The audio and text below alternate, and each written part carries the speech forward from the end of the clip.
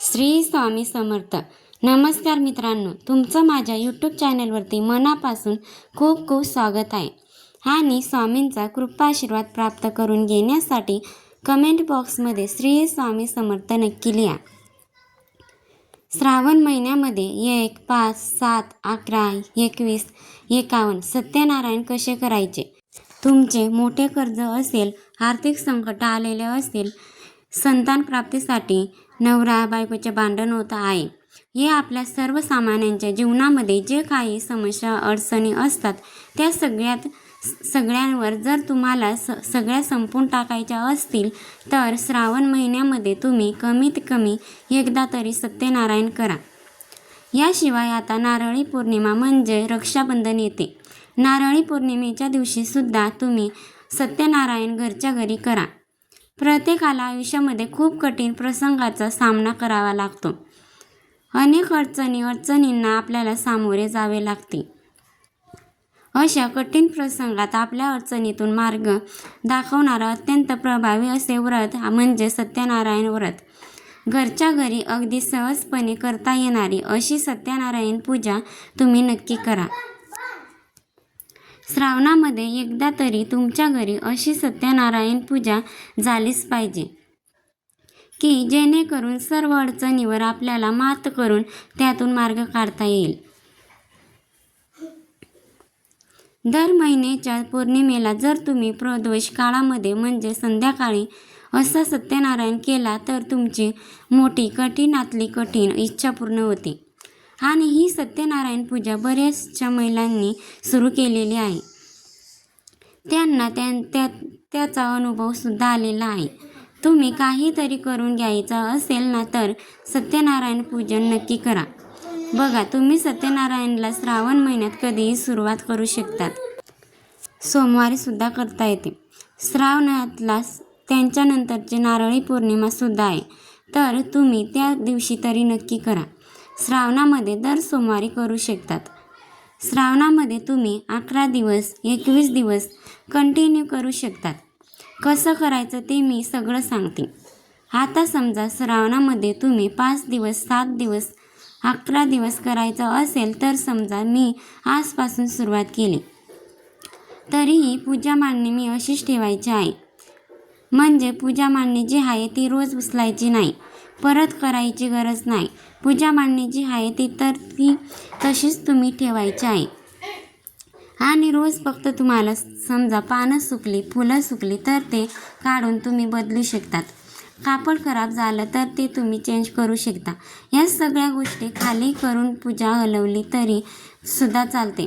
फक्त पूजा दुसऱ्या दिवशी आपण ज्या पूजा करतो त्याच्या आधी इथे आपल्याला स्वच्छता करून घ्यायची आहे. कारण काही लोक 108 दिवस सत्यनारायणाची पूजा करतात. मग ही पूजा रोज नवीन मांडायची गरज नाही, तीच पूजा राहू द्यायची. तांदूळ वगैरे पाणी या गोष्टी आपण बदलू शकतो. स्वच्छता इथे करू शकतो. वाळलेल्या गोष्टी टाकू शकतो. नवीन गोष्टी ठेवू शकतो. हे असं तुम्ही करू शकतात. तुमच्या खूप आर्थिक अडचणी असतील तर नक्की करा. बघा, फक्त पूजा करायची आहे आणि काय करायचं नाही, झोपून राहायचं. आपल्याला आर्थिक अडचणी संपणार नाही. तुमच्या कष्टासोबत नशिबाची साथ पाहिजे असेल तर तुम्हाला ही जी पूजा आहे ती करायची आहे. ह्याचा आपल्याला आधार घ्यायचा असतो. म्हणजे आपण जे कष्ट करतो तर त्याचा आपल्याला संपूर्ण फळ मिळते. म्हणूनच तुम्ही तुमच्या घरामध्ये कुठल्या समस्या असतील, काही असेल, नवरा बायकोचे पटत नाही किंवा अगदी त्याचं नव्हतं झालेलं आहे, खूप अडचणी अचानक आलेल्या आहेत, मूलबाळ न होणे वगैरे कोणतीही समस्या असेल तरी तुम्ही सत्यनारायण जे आहे तर ते तुम्ही करा. बघा, आता श्रावणामध्ये तर एकदा गेलंच पाहिजे. वर्षामध्ये 1 ते 2 सत्यनारायण पूजा आपल्या घरामध्ये झाल्याच पाहिजे. आणि बघा, आजकालची आपली लाईफस्टाईल एवढी म्हणजे ॲक्टिव्ह झालेली आहे. महिला घ्या की पुरुष घ्या, आपण खूप टेक्निकल जगामध्ये आता वावरत असतो आणि ज्यामुळे तेवढेच समस्यासुद्धा वाढलेल्या असतात. तर त्यामुळे आपल्या समस्याच्या आहेत त्या कुठेतरी संपायला पाहिजे. आपण जे कष्ट करतोय तर त्याला कुठेतरी नशिबाची साथसुद्धा मिळाली पाहिजे. यासाठी आपल्याला पूजन अर्चन अमुक एक दिवशी करायचे असतात आणि श्रावणातला प्रत्येक दिवस महत्त्वाचा असतो. तर त्यामुळे तुम्ही हे सत्यनारायण करा. बघा, ह्या पवित्र महिन्यात तुम्ही तुमच्याकडून श्रावणात पण सत्यनारायण होईल. तुमच्याकडून मी सेवा देखील होईल. पौर्णिमेच्या दिवशी पण करू शकतात. मनापासून सहभाग करा. आता मी तुम्हाला पटकन पूजा मांडणी कशी करायची तर ते मी तुम्हाला सांगते. प्रथम एक पाट किंवा चौरंग, त्याच्यावर पांढऱ्या रंगाचे वस्त्र अंथरा. रांगोळीसुद्धा तुम्हाला काढायची आहे, कारण रांगोळीमुळे पूजेमध्ये सकारात्मक मुक्त वातावरण निर्माण होते. बघा, चौरंग असेल आणि आंबा जवळ असेल तर चौरंगाच्या 4 पायांना तुम्ही 4 आंब्याचे डाळे देखील बांधू शकतात. बघा, आता मी तुम्हाला पूजा सांगते. सगळ्यात पहिले दिवा लावून घ्या, अगरबत्ती लावून घ्या. आता महत्त्वाचं म्हणजे सत्यनारायण पूजा. आता बघा, संकल्प जो आहे तो तुम्हाला पहिल्याच दिवशी करायचा आहे. जे काही अडचणीसाठी तुम्ही संकल्प सत्यनारायण करता ते आपल्याला ती अडचण जी आहे ती बोलून त्याचा आपल्याला संकल्प करायचा आहे. देवी आई माता लक्ष्मी हे सत्यनारायण भगवान ही अडचण दूर करण्यासाठी 5 सत्यनारायण 7 सत्यनारायण करणार आहे.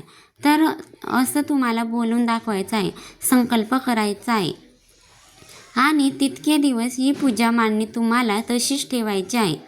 आता बघा, पूजा तुम्ही करतायत तोपर्यंत तुम्ही दिवा लावू शकतात. अखंड ज्योत लावायची नाही, ती मला गरज नाही, कारण आपण 5 दिवस 7 दिवस करणार आहे. तर त्यामुळे तुम्ही सकाळी दिवा लावला तो 3-4 तास तुमची पूजा होईपर्यंत चालला तरी चालेल. पूजेला अगदी अर्धा पाऊण तास लागणार आहे, पण दिवा कमीत कमी 3-4 तास चालेल असा दिवा तुम्ही लावावा. आपल्याला पूजा करायची आहे. आता पूजेमध्ये सत्यनारायण भगवानचा फोटो घ्या, बाळकृष्णाची मूर्ती घ्या, तांब्याचा कलश घ्या, तामन, सुपारी, विड्याची पानं, तांदूळ, आंब्याचे डाळे याचा 4ही बाजूला तुम्हाला आंब्याचे डाळे लावायचे आहे. 4ही बाजूंना मिळाले नक्की लावा.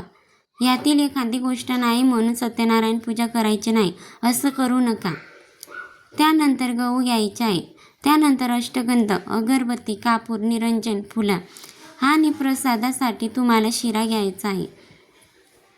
आता बघा, चौरंगावर तुम्हाला पांढरे वस्त्र मधोमध अंथरून ठेवायचं आहे. त्यावर गहू, तांब्याचा कलश ठेवा. त्याला हळद आणि कुंकू आणि अष्टगंधाने तुम्हाला खालून वरच्या दिशेने 5 दिशांना तुम्हाला रेषा काढायच्या आहे. खालून वरच्या दिशेने काढायच्या आहे. आणि त्यानंतर हा तांब्याचा कलश तुम्हाला विड्याचे पानं लावायचे आहेत आणि तांब्यामध्ये तुम्हाला 1 रुपया, सुपारी, फूल, अक्षदा, गंध या गोष्टी टाकायच्या आहेत. त्यानंतर हे 5 विड्याचे पानं ठेवायचे आहेत आणि हा तांब्या त्या गव्हाच्या राशीवर ठेवायचा आहे. त्यानंतर तांब्याचे किंवा चांदीचे ताट घ्या, त्यामध्ये बाळकृष्णाची मूर्ती ठेवायची आहे. पण त्या तामणात भरपूर तांदूळ घ्यायचे आणि त्यानंतर तुम्हाला ह्यामध्ये बाळकृष्णाची मूर्ती ठेवायची आहे. हातात कलशाच्या समोर 2 विड्याचे पानं 3 ठिकाणी ठेवा. त्यावर 3 सुपारी ठेवा. आता ह्या 3 सुपारी कसल्या ते मी सांगते. पहिली सुपारी गणपतीची, दुसरी कुलदेवीची, तिसरी जी आहे ती वरुण देवताची सुपारी. याप्रमाणे तुम्हाला पूजा मांडणी करायची आहे. ठीक आहे. पूजा मांडणीचा स्क्रीनवर चित्र पाहू शकता. तर अगदी सोपी पूजा मांडणी आहे. आता सगळ्यात पहिले काय करायचं? सगळ्यात पहिले पुरुषांनी किंवा स्त्रियांनी जे कोणी पूजा करतायत आपल्या कपाळांना आपल्याला हळद कुंकू लावायचं आणि पुरुषांनी गंध लावायचा आहे आणि त्यानंतर आपल्या कुलदेवतेचे स्मरण करायचे आहे. गणपती बाप्पाचे स्मरण करायचं आहे. कलशाला नमस्कार करायचा आहे. आता सगळ्यात पहिले आपण गणपती बाप्पाची पूजा करणार आहे. तर चौरंगावर सगळ्यात उजव्या बाजूचे चौरंगाची उजव्या बाजूची ही पहिली क्रमांकाची गणपतीची सुपारी आहे. याला आपण संस्कृतमध्ये स्रोत मंत्र म्हणायची गरज नाही. त्या सुपारीला स्नान घालून पुसून ठेवणार आहोत. त्यानंतर हळद कुंकू हे व्हायचं आहे, पण हे करायचे आहे. त्यानंतर शंदुराष्टगंधाचे काही गणपती बापांना क्रिया आहे, त्या गोष्टी अर्पण करायच्या आहेत. गणपती बापा, मी तुम्हाला हळद कुंकू अर्पण करत आहे. गणपती बापांनी तुम्हाला अक्षदा अर्पण करत आहे. गणपती बापा, मी फुलं अर्पण करत आहे. गणपती बापा, मी तुम्हाला अर्पण करत आहे. त्यानंतर गणपती बापांना आपल्या नैवेद्यासमोर पाणी, त्यावर साखरेची वाटी ठेवायची आहे आणि त्याच्या भोवती आपल्याला पाणी फिरवायचं आहे. अशा प्रकारे गणपती बापाची पूजा झाल्यानंतर नमस्कार करायचा आहे. निर्विघ्नपणे आमची पूजा पार पाडू द्या, असं बापाला प्रयत्न करायचे आहेत. आता त्यानंतर तुम्हाला बघा, पुढे देवीची सुपारी आहे. तर कुलदेवीची ही सुपारी आहे. तर कुलदेवीची पण आपल्याला अशाच साध्या पद्धतीने पूजा करायची आहे. हे माते, मी तुला हळद कुंकू अक्षदा अर्पण करत आहे. हे माते, मी तुला फुलं अर्पण करत आहे. दिवा आपल्याला ओवाळून घ्यायचा आहे. गणपती बापांना पण दिवा ओवाळायचा आहे. कुलदेवीला पण दिवा ओवाळायचा आहे. त्यानंतर कुलदेवीला आपल्याला तुळशीपत्र घ्यायचं आहे. तुळशीपत्र पाण्यामध्ये बुडवायचं आहे आणि नैवेद्यभोवती येथे पाण्याचा पहिला प्रयोग चौकोन करा. त्यावर नैवेद्याची वाटी ठेवा आणि पत्राने आपल्याला हात नैवेद्य जो आहे कुलदेवीला अर्पण करायचा आहे. त्यावर एक तुळशीपत्र आपल्याला पालथा ठेवायचा आहे. लक्षात ठेवा, गणपती बापाच्या प्रसादावर तुळशीपत्र ठेवायचा नाही. आता वरुण देवाची पूजास्थान घालून पुसून त्यानंतर हे वरुण देवता, मी तुम्हाला हळद कुंकू अक्षदा अर्पण करत आहे. हे वरुण देवता, मी तुम्हाला फुलं अर्पण करत आहे. हे वरुण देवता, मी तुम्हाला नैवेद्य अर्पण करत आहे. पाण्याचा बरेच ओपन करा, नैवेद्य ठेवू शकतात ते याच्यावर, पण आपल्याला एक तुळशीपत्र घ्यायचं आहे. तुळशीपत्र हे आपल्याला पालथं ठेवायचं आहे आणि त्यानंतर नमस्कार करायचा आहे. बघा, गणपती बापाची पूजा झाली, कुलदेवीची पूजा झाली, वरुण देवाची पूजा झाली. या सुपाऱ्यांना आहे ना, तुम्ही एका कागदामध्ये नावे लिहून ठेवा की गणपतीची सुपारी, कुलदेवीची सुपारी, वरुण देवाची सुपारी. प्रत्येक वेळेस तुम्ही सत्यनारायणाला ह्या सुपारी अशा प्रकारे वापरायच्या आहेत. आता आपल्याला मेन म्हणजे बाळकृष्णाची पूजा करायची आहे. आता सगळ्यात पहिले हा सत्यनारायण भगवानचा फोटो आहे. ते सगळ्या गोष्टींना तुम्हाला हळद कुंकू अक्षदा ज्या आहेत तर त्या तुम्हाला अर्पण करायच्या आहेत. त्यानंतर फुलं अर्पण करायची आहेत. कळशाला पण आपण एक फूल अर्पण करू शकतो. आता बाळकृष्ण भगवानांना स्नान घालून पुसून त्यानंतर आपल्याला हळद कुंकू अक्षदा जे आहे ते अर्पण करायचे आहे. यानंतर फुलं अर्पण करायचे आहेत. दिवा आणि अगरबत्ती आपल्याला ओवाळायचे आहे. आता आपल्याला नैवेद्य अर्पण करायचा आहे. नैवेद्य शिऱ्याचाच लागेल, कारण सत्यनारायण पूजेमध्ये शिऱ्याला जास्त महत्त्व असतं. पाण्याचा भरीव चौकोन करायचं, त्यावर नैवेद्याची वाटी ठेवायची आहे. त्यानंतर तो सुपुत्र घ्यायचा आहे, ते आपल्याला पाण्यामध्ये बुडवायचं. नंतर 3 लाख याच्यावर पाणी फिरवायचं आहे. 3 वेळा याच्यावर पाणी फिरवायचं आहे आणि नंतर बाळकृष्णांना हा नैवेद्य अर्पण करायचा आहे आणि एक तुळशीपत्र तोडून आपल्याला नैवेद्यावर ठेवायचं आहे. तर अशा प्रकारे नैवेद्य पण करायचा आहे, नैवेद्य अर्पण करायचं आहे. आता आपल्याला सगळी पूजा झाल्यानंतर अध्याय 1 ते 5 वाचून शेवटी आपल्याला आरती करायची आहे. तर हे 5 अध्याय जे आहे अतिशय शेवटी आहेत. संपूर्ण पूजा करून मांडून तुम्हाला हे सगळं अध्याय वाचायला फक्त अर्धा ते पाऊण तास लागेल आणि हे अध्याय झाल्यानंतर शेवटी बघा आरती आहे, श्री सत्यनारायणाची आरती. तरी ही आरती तुम्हाला म्हणायची आहे. तर अशी ही अगदी सोपी पूजा मांडणे आहे. हे तुम्हाला श्रावणामध्ये कधी पण करा. श्रावणामध्ये रोज करा. पौर्णिमा जी असते तर पौर्णिमेच्या दिवशी सुद्धा तुम्ही संध्याकाळी ही जी पूजा आहे ती पूजा मान्य आहे, तर ती तुम्ही अशीच करू शकता. जर तुम्हाला वाचता येत नसेल तरी या कथा व आरती तुम्हाला दुसऱ्या व्हिडिओमध्ये बघा. सत्यनारायणाला आपल्या आयुष्यात खूप महत्त्व आहे. सत्यनारायणाची पूजा आपल्या घरामध्ये झालीच पाहिजे. तर अशा या गोष्टी आहे. याशिवाय तुम्ही ह्या पूजेमध्ये बघा, या सगळ्या गोष्टींना तुम्हाला बेलपत्र जे आहेत तर ते सुद्धा अर्पण करायचे आहे. कारण आपण हे श्रावणामध्ये पूजा केलेली आहे, तर त्यामुळे बेलपत्र शिवाय तुम्हाला जे महादेवाचे अजून काही शेमी वगैरे ह्या गोष्टी तुम्हाला मिळाल्या तर त्यात पण तुम्हाला अर्पण करायचे आहेत. त्यानंतर बाळकृष्णांना तुम्हाला तोच पत्र अर्पण करायचा आहे. बघा, अशी पत्र जे आहे ते आपल्याला अर्पण करायचे आहेत. तर अशी ही अगदी सोपी पूजा मान्य आहे. राहिला प्रश्न दुसरा की तुम्ही एक दिवसच पूजा मान्य करणार आहे किंवा ह्या पूजेचा उत्तर पूजा कशी करायची. सगळे जे फुलं वगैरे ह्या गोष्टी आहे हे आपल्याला निर्मल्यामध्ये टाकायचे आहे किंवा तुम्ही एखाद्या झाडाजवळ टाकू शकतात. बाकी ज्या खायच्या गोष्टी आहेत वगैरे हे आपण घरातल्यांना खायला द्यायच्या, म्हणजे पोळी वगैरे त्यांच्या पिठामध्ये आपल्याला मिक्स करायचे आहे. हा प्रसाद आपण घरच्यांनी सगळ्यांनी खायचा आहे. उद्यापनाला आता तुम्हाला मंत्र सांगते. तो संपूर्ण मंत्र म्हणत तुम्हाला औषधा व्हायच्या आहेत व पूजेवर मंत्र आहे. यात देवगणना सर्व पूजा मादा पार्थिवा इष्टकाम सिद्धार्थम पुनरागमन म्हणायचं असा मंत्र म्हणायचा आहे. आणि त्याच्यानंतर तुम्हाला बाळकृष्णाची मूर्ती पूजेमधून उचलून तुम्हाला त्याच्या जागी ठेवायची आहे आणि त्याच्या जागी पण अक्षता टाकायच्या आहेत. तर बघा, अशी अगदी सोपी पूजा मान्य आहे. फार काही याला उद्यापन वगैरे असं काही नाही आहे.